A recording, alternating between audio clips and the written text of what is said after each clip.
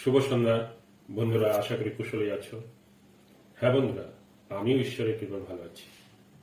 আমরা ষষ্ঠ শ্রেণীর গণিত বই পঞ্চম অধ্যায়ের বীজগাণিতিক চলরাশির উপর কোষে দেখি 5 শিখব। হ্যাঁ বন্ধুরা, এখন আমরা গণিত বইয়ের 71 পৃষ্ঠা বের করব। দেখো, প্রথমেই কি আছে, 1 নম্বরে আমরা দেখতেছি সংখ্যামালা কথায় প্রকাশ। দেখো, এখানে প্রথম কি আছে, 10 এটাকে আমরা কিসে প্রকাশ করব? কথায় প্রকাশ করব। এটাকে আমরা বলবো কি, এর 10 গুণ। এখানে এই যে চলকটা আছে, সেই চলকটার কথাটা আগে বলতে হবে। এর কি বললাম? 10 গুণ। একে আমরা এইভাবে কথায় বলতে পারি। দেখো, বি কি আছে এখানে, এ প্লাস সি। তাহলে কি, এটা প্লাস মানে যোগ। আমরা এটাকে কথায় প্রকাশ করব এ ও সি এর যোগফল, অথবা এভাবেও বলতে পারি এ ও সি এর সমষ্টি। সিতে কি আছে দেখো, এক্স মাইনাস ওয়াই। একে আমরা কিভাবে কথায় প্রকাশ করতে পারি? আমি প্রথম কি দেখো, এক্স থেকে ওয়াই বিয়োগ। তারপরে দেখো, এভাবেও আমরা বলতে পারি এক্স ও ওয়াই এর বিয়োগফল। আবার বিয়োগফলের আরেক নাম রয়েছে, সেটার অন্তর্ফল, এক্স ও ওয়াই এর অন্তর্ফল। তবে হ্যাঁ বন্ধুরা, এখানে বিয়োগ যেহেতু কথাটা, সেজন্য আমাদের প্রথম কি আছে, এক্স। এই এক্স কিন্তু ওয়াই থেকে বড় হতে হবে, তা না হলে কিন্তু আমরা এক্স থেকে ওয়াই বাদ দিতে পারি না। তাই এখানে লিখেছি, এখানে x is greater than y. এবার দেখো, এরপরে ডি, 9x প্লাস 2। একে আমরা কথায় কিভাবে প্রকাশ করেছি বা করব? দেখো, এক্স এর 9 গুণ অপেক্ষা 2 বেশি। আবার এভাবেও বলতে পারি আমরা যে এক্স এর 9 গুণ থেকে 2 বেশি। এবার পরে দেখো কি আছে, x plus y plus z. আমরা এটাকে কথায় প্রকাশ করতে পারি এক্স ওয়াই ও জেড এর যোগফল অথবা সমষ্টি।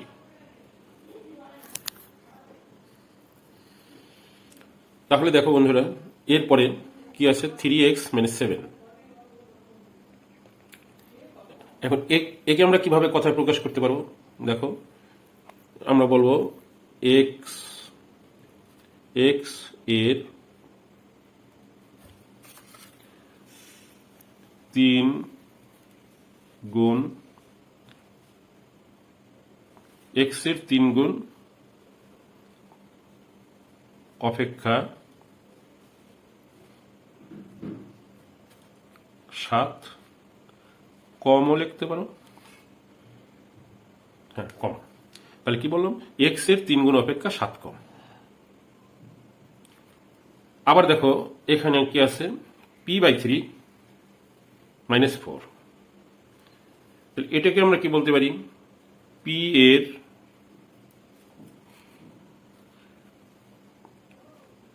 1/3 অপেক্ষা 4 কম। এরপরে কি দেখো, এটা অবশ্যই আমরা এই চিহ্নটাকে জানি। এটা কি চিহ্ন? এটা ইজ গ্রেটার দেন মানে বড়। এক্স 6 অপেক্ষা বড়, এক্স 6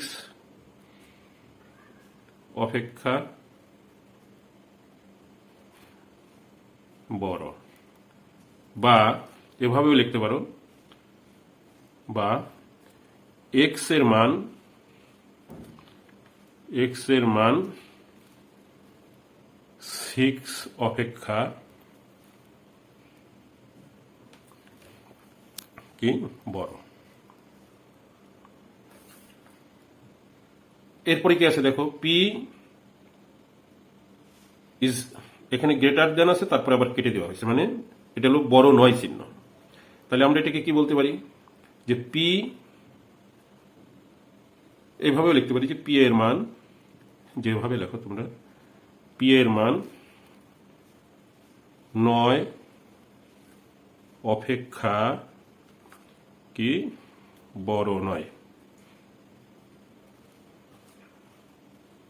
বড় নয়। আশা করি বন্ধুরা একটু বুঝতে পেরেছ। তবে প্র্যাকটিস করতে হবে, তাহলে আরো সহজতর হয়ে উঠবে।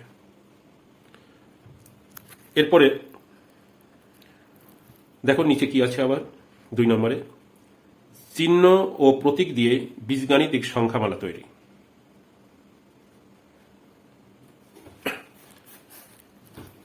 এখানে কি আছে দেখো, এক্স ও 7 এর যোগফল, এক্স ও 7 এর যোগফল মানে এক্স প্লাস 7। তারপরে কি আছে দেখো, ওয়াই থেকে 9 বিয়োগ, তাহলে ওয়াই মাইনাস 9। এখানে ওয়াই কার থেকে, 9 থেকে বড়। এরপরে দেখো 9 থেকে বড় বিধায় বিয়োগ করা যাচ্ছে, আর আমরা ওয়াই থেকে 9 বিয়োগ দিছি।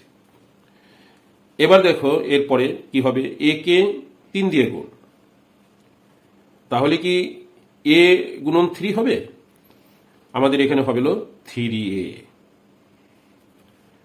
এক্স 13 এর চেয়ে বড়, তাহলে এক্স বড়, বড় চিহ্ন যে দিলাম, কার থেকে বড়, 13 থেকে বড়। ওকে, এরপরে দেখো ওয়াই 5 এর সমান নয়, আগে ওয়াই আমরা লিখছি সমান নয়, ওয়াই 5 এর সমান নয়, তাহলে কি এটা হচ্ছে সমান চিহ্ন, এটা আমি কেটে দিচ্ছি, সমান নয়, কার সমান নয়, 5 এর সমান নয়। ক্লিয়ার? আচ্ছা বন্ধু দেখো এরপরে দেখো হচ্ছে জি নম্বরে, পি এর 10 গুণের সাথে 7 এর সমষ্টি। পি এর 10 গুণ, অবশ্যই বুঝতে পেরেছ, 10 পি প্লাস 7। আচ্ছা এরপরে দেখো আমাদের কিভাবে পার্থক্য নিরূপণ করা যাবে, সেটা যে বীজগাণিতিক সংখ্যামালার পার্থক্য। এখন আমাদের এখানে সংখ্যামালা, এখানে দেখো আছে এক্স প্লাস 5 একটা সংখ্যা, এখানে আছে এক্স মাইনাস 5 একটা সংখ্যা, 5x একটা সংখ্যা, সরি সংখ্যামালা, একটা সংখ্যামালা, একটা সংখ্যামালা। এই সংখ্যামালার মধ্যে আমরা পার্থক্য আছে কি নাই, এই জিনিসটার কি আমরা এখন আলোচনা করব। দেখো এক্স প্লাস 5 আমরা কি বলতেছি, এক্স ও 5 এর সমষ্টি মানে যোগফল। আর এক্স মাইনাস 5 কে আমরা কথায় কি বলছি, বলছি এক্স থেকে 5 বিয়োগ। তাহলে কি হলো, একটা হচ্ছিল একটার সাথে একটা যোগ, আবার আর একটা এখানে এসে বলছে যে একটা থেকে একটা বিয়োগ, তাহলে কথার কি পার্থক্য হয়েছে। আবার দেখো 5x মানে এক্স এর 5 গুণ, অর্থাৎ কথায় আমরা এই সংখ্যামালার মধ্যে দেখতেছি একটা পার্থক্য রয়েছে।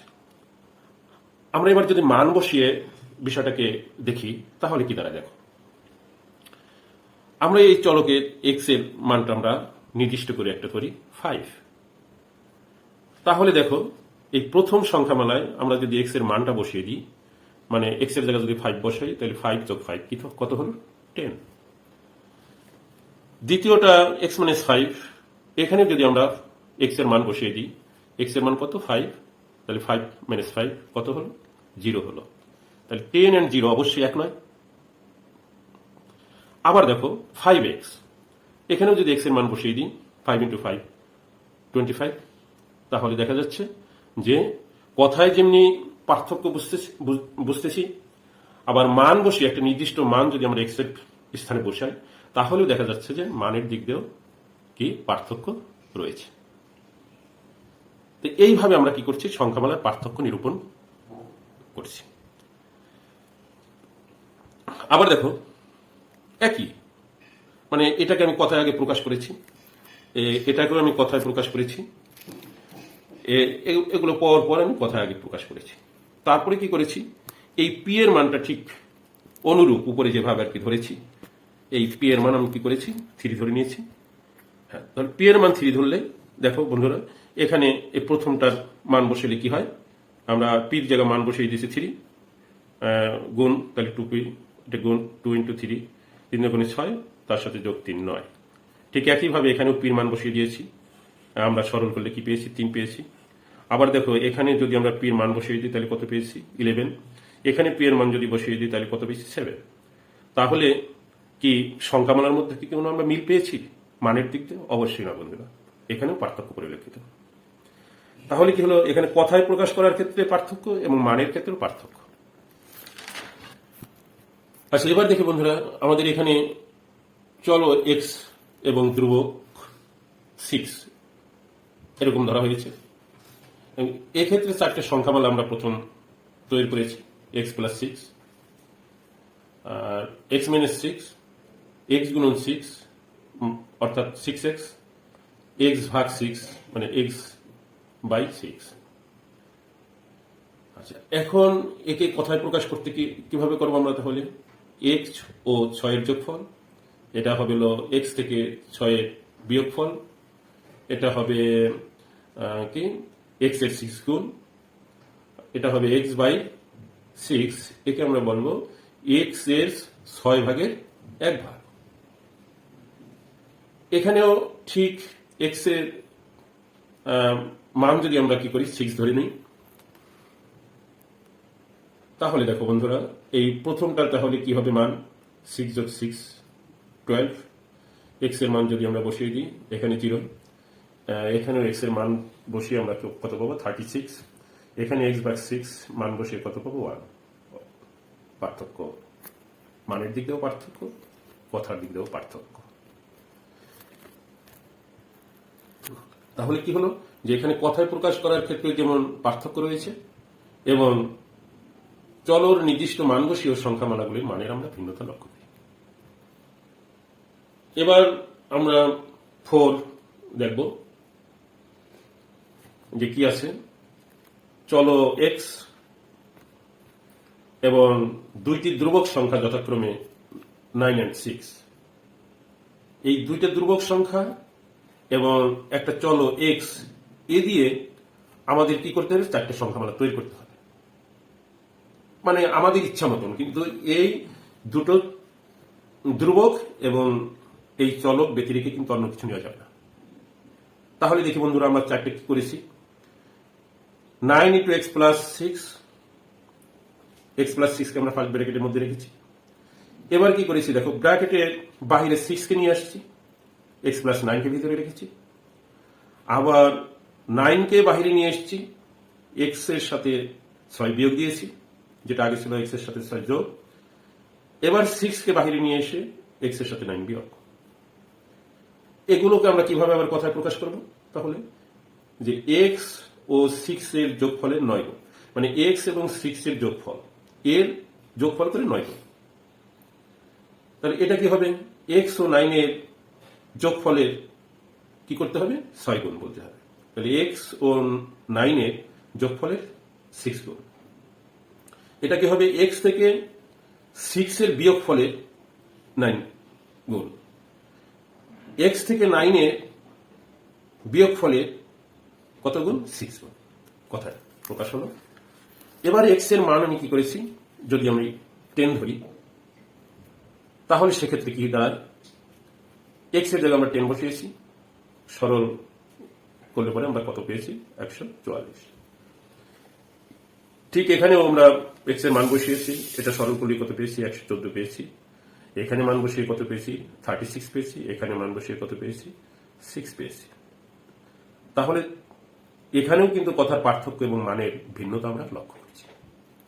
আশা করি বন্ধুরা আমরা এই যে আলোচনার বিষয়বস্তুটা বুঝতে পেরেছি। তবে হ্যাঁ, আরো প্র্যাকটিস করতে হবে, বাড়িতে ভিডিও দেখবে আর সাথে সাথে প্র্যাকটিস করবে বইয়ের সাথে মিলিয়ে। তাহলে বন্ধুরা তোমাদের বিষয়বস্তুটা আরো পরিষ্কার হয়ে উঠবে। ধন্যবাদ বন্ধুরা, আশা করি আজকের আলোচনা বুঝতে পেরেছ। আর ভিডিওটি যদি ভালো লেগে থাকে তাহলে আমাকে বেশি বেশি সাবস্ক্রাইব করো এবং তোমাদের সাথেই রেখো। হ্যাঁ বন্ধুরা, আজ আর নয়, আবার নতুন ভিডিওটি নিয়ে কথা হবে।